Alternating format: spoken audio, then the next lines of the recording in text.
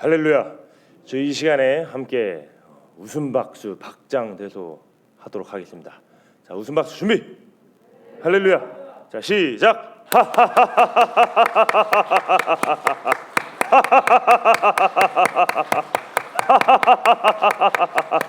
감사합니다. 네. 할렐루야. 제가 어린 시절에 외국에서 사는 삶을 굉장히 동경했습니다. 저희 집이 어릴 적에 비디오 가게를 했기 때문에 어릴 적부터 상당히 많은 이 외국 비디오들을 봤었는데요. 이런저런 이제 이야기들을 보면서 나도 한번 외국에서 살아보고 싶다라는 생각을 했었습니다. 그래서 제가 영어 공부를 굉장히 열심히 했었습니다. 그래서 이 시중에 아마 나와 있는 영어 시험들은 한 번씩 다 본 것 같습니다. 그리고 제가 또 신대원 때는 이제 교환 학생으로 가기 위해서 또 준비도 했었고 또 자격을 얻기도 했었는데요. 제가 이곳저곳 이렇게 다녀보고 또 살아보면서 느끼는 것은 한국이 참 좋다는 것입니다. 그리고 한국인이 한국에서 살 때 느끼는 참 그 평안함과 편리함이 있다는 것을 참 절실히 깨닫게 되었습니다. 아마 가장 세계화가 잘 된 나라라고 하면 미국을 뽑을 수가 있는데요. 아무리 이 미국에 갈지라도 저희가 아시아 사람으로서 느끼는 그 이질감이 있습니다. 특별히 2세 또는 이 3세 분들이 아니고 1세라면 또 1.5세라면 이 문화적 차이를 훨씬 크게 느낍니다.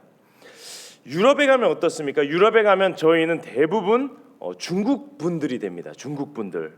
어느 나라에서 왔어요? 물어보면 중국 분이세요? 굉장히 많이 질문을 받습니다. 아프리카에 가면 어떻습니까? 아프리카에 가면 저는 브루스 리가 됩니다. 오, 브루스 리, 오, 제키 찬. 아시안들을 보면 이렇게 반응할 때가 상당히 많습니다. 어디를 가나 쉽지 않은 이 대우를 견뎌야 했던 그런 기억들이 있습니다. 한국에서 한국인으로 산다는 것은 참 편안한 일입니다. 그리고 저희가 한국인이기 때문에 이 한국에서 살면 이 기본적으로 견뎌야 하는 스트레스가 상당히 줄어들게 됩니다. 오늘 본문에 나오는 이 사도 바울의 경우를 보면요, 이 사도 바울은 굉장히 여러 문화권에서 예수님의 이야기를 전했던 것을 저희가 볼 수가 있습니다.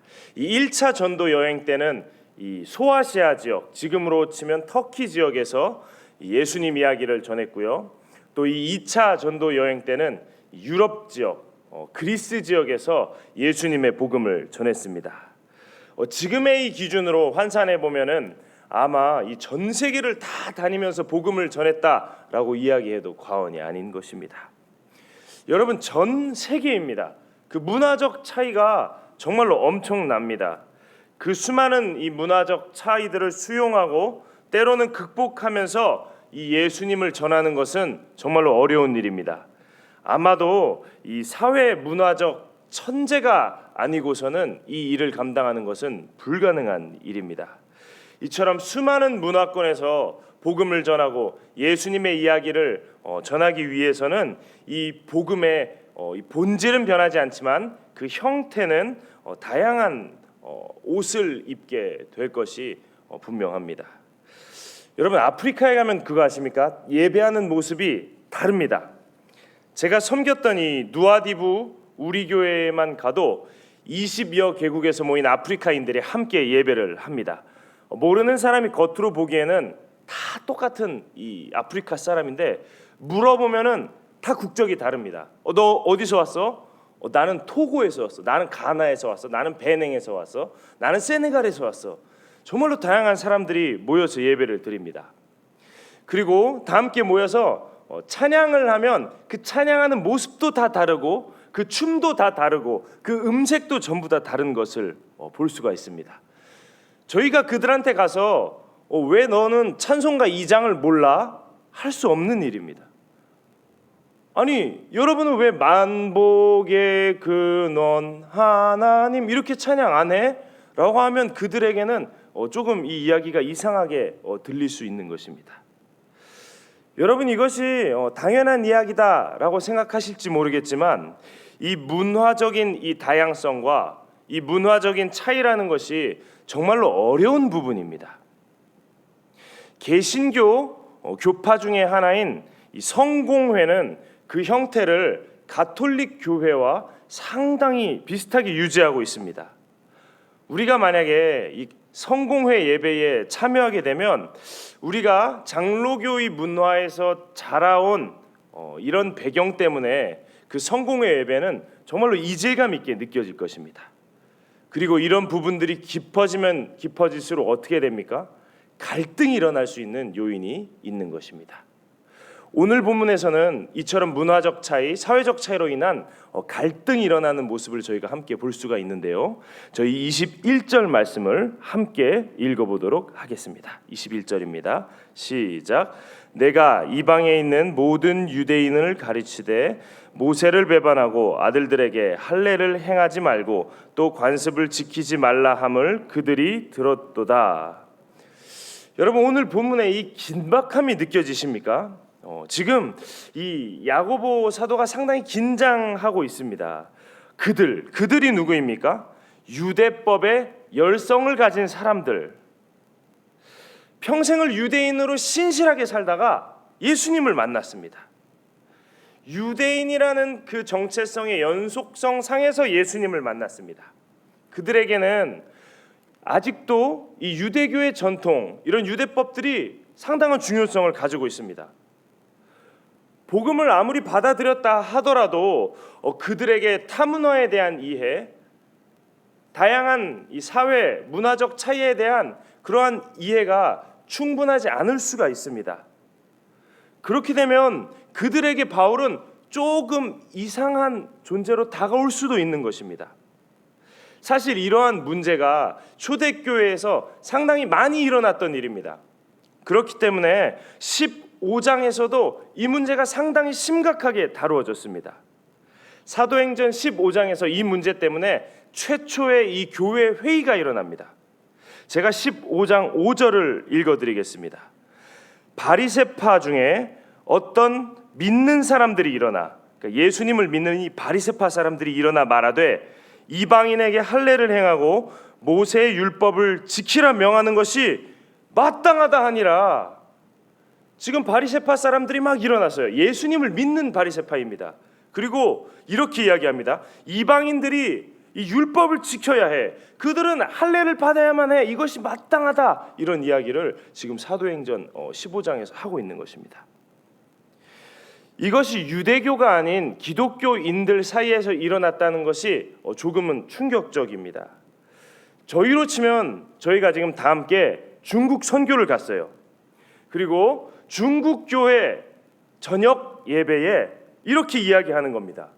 아니, 이 저녁 찬양 예배는 이 노래로 끝을 내야 돼. 이날은 아니 왜 이 찬양을 안 하는 거야? 이 찬양을 하는 것이 마땅한데.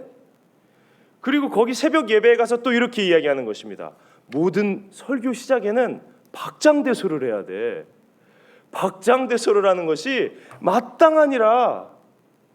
지금 예루살렘 교회에서 이 같은 문제들이 굉장히 일어나고 있는 것입니다. 그리고 이 15장에서 일어난 이 예루살렘 회의에서 교회의 지도자였던 예수님의 동생 야고보가 이렇게 결론을 짓습니다. 15장 19절 20절입니다. 그러므로 내 의견에는 이방인 중에 하나님께로 돌아오는 자들을 괴롭게 하지 말고 다만 우상의 더러운 것과 음행과 목매어 죽인 것과 피를 멀리하라고 편지하는 것이 옳으니라. 요약하면 저희가 신대원 공부할 때 이렇게 외웠었는데요. 이 우음목피, 우상, 음행, 또 목매어 죽인 것, 피를 제외하고는 자유롭게 해도 괜찮다는 이야기입니다. 이렇게 분명히 결론이 지어졌습니다.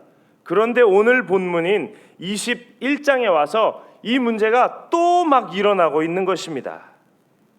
여러분, 문화적 차이, 사회적 관습이라는 것이 이처럼 잘 바뀌질 않습니다. 세대 간의 의견 차이, 문화 차이는 어떤 세상이 와도 존재할 것입니다. 그리고 이런 차이는 우리들 안에, 세대 간에 계속 갈등을 일으킵니다. 오늘 본문을 보면 이 교회의 지도자였던 야고보도 어떻습니까? 상당히 당황하고 있습니다. 22절입니다. 그러면 어찌할꼬 그들이 필연 그대가 온 것을 들으리니, 바울이 온 것을 사람들 다 들었을 텐데 상당히 난감해합니다. 이 지도자라면 이 15장 그 예루살렘 큰 회의에서 결정된 그 상에 대한 불복이 일어났을 때 분노할 법도 합니다. 아니 이렇게 결론이 났는데 도대체 왜 그러는 거야? 라고 분노할 법도 한데 지금 이 야고보는 상당히 고뇌하고 있습니다. 그리고 다음과 같은 해결책을 제시합니다. 24절 말씀을 저희가 함께 읽어보도록 하겠습니다. 24절입니다. 시작. 그들을 데리고 함께 결례를 행하고 그들을 위하여 비용을 내어 머리를 깎게 하라. 그러면 모든 사람이 그대에 대하여 들은 것이 사실이 아니고 그대도 율법을 지켜 행하는 줄로 알 것이라. 아멘. 지금 사도 바울한테 지금 분위기가 너무 안 좋다. 그러니까 율법을 잘 행하는 모습을 보여줘라라고 지금 야고보 사도가 결론을 맺고 있는 것입니다. 그러면서 15장 예루살렘 회의 때 결정된 사항을 다시 한번 언급합니다.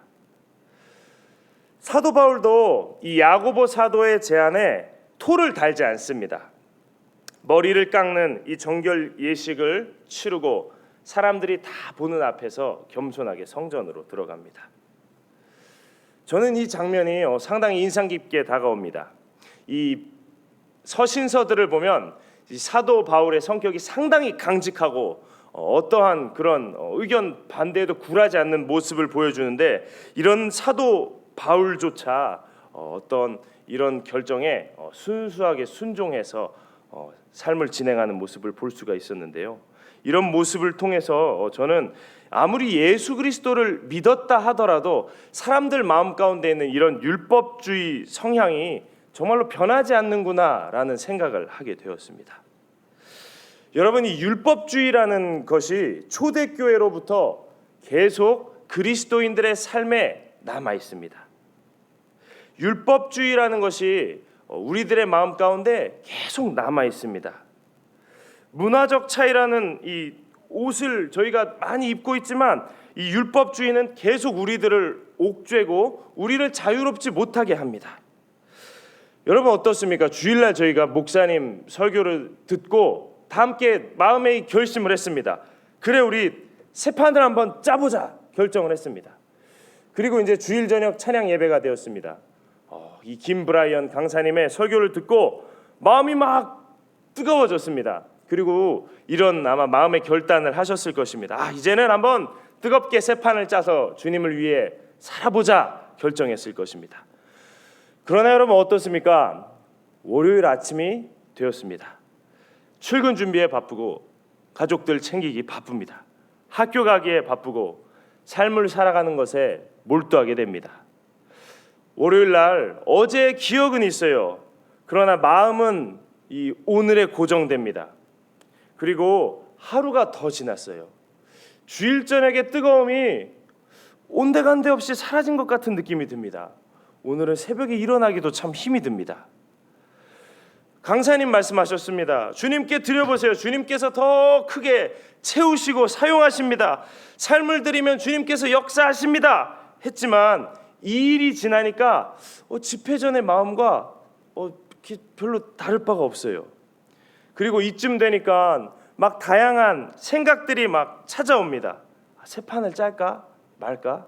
그물을 던질까 말까? 오늘은 그저 이 그물을 들고 덩그러니 서 있는 내 모습을 바라보게 됩니다. 그리고 바로 이때쯤 우리 마음 가운데 있는 율법주의가 우리들에게 막 작용하기 시작합니다. 야, 너 설교 들었잖아.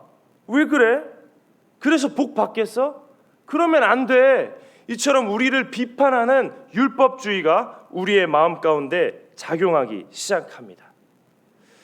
여러분, 우리 안에 있는 이 율법주의는 우리 마음의 이 문화적 다양성을 존중해주지 않습니다.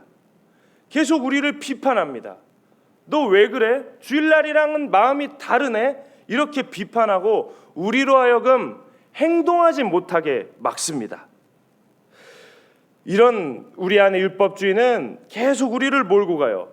너는 봐봐, 나쁜 놈이야. 너 그런 마음으로 전도할 수 있겠어? 이렇게 우리를 계속 깎아내립니다. 우리가 생각해 보면 그렇습니다. 여러분, 우리 마음이 계속 뜨겁기만 하면 심장병 걸립니다. 계속 우리 머리 가운데 이 하나님의 말씀이 계속 생각나면 일상생활 힘듭니다. 오늘 할 일에 우리는 집중해서 일 처리를 제대로 해야 전도가 됩니다. 제가 군대에 있을 때 한 상관분이 계셨는데요. 신앙 얘기는 계속 하는데 일을 잘 못합니다. 그래서 그분으로 인해서 많은 사람들이 피해를 봤던 기억이 있습니다. 그래서 저는 그때 상당한 고민에 빠졌어요. 우리가 사회인으로서 정말로 제대로 사는 모습을 보여주어야 이것이 참 귀감이 되고 그것이 예수 그리스도의 빛을 비춰준다는 그런 생각을 했었습니다. 여러분, 우리가 그리스도인으로서 정말로 이 그물을 던지며 살고 싶으시다면 우리 마음 가운데 있는 문화적 다양성도 여러분 존중해 주셔야 됩니다. 때때로 차가울 때도 있어야 따뜻함이 찾아오는 것입니다. 때때로 우리의 마음이 식기도 하지만 그래야 우리가 성령님의 은혜를 구하며 기도하게 되는 것입니다. 목, 피만 주의하면 되는 것 아니겠습니까? 우리의 마음이 때때로 식을 때가 있어요. 그러나 우리 집에 불상이 있다거나 코란 경전이 있다거나 미아리 점집의 단골 손님이라거나 이런 것 아니지 않습니까? 이런 우리 안에 있는 율법주의의 비판을 여러분 걷어내시기 바랍니다. 주님께서 먼저 우리를 자유케 하셨습니다. 우리는 주님 안에서 모두 참 사랑스러운 사람들입니다. 복음 전하기에 하나도 부족함 없는 분들입니다. 우리 손에 있는 그 그물이 크던 작던 그 그물을 던져서 하나님의 축복을 누리시는 여러분들 되시기를 주님의 이름으로 축복합니다. 기도하겠습니다. 하나님 아버지, 우리를 자유케 하신 주님을 바라봅니다. 때때로 우리의 마음이 식을 때도 있고 지칠 때도 있고 피곤할 때도 있음을 고백합니다. 그러나 이런 우리를 사랑의 마음으로 불러주시고 주님의 인도하심으로 인하여서 그물을 던지게 하시는 주님께 이 시간 믿음 드리며 나아갑니다. 하나님, 놀랍게 사용하여 주시옵고 우리를 통하여서 새 생명 구원의 기쁨을 누릴 수 있도록 축복하여 주시옵소서. 예수님의 이름으로 기도합니다.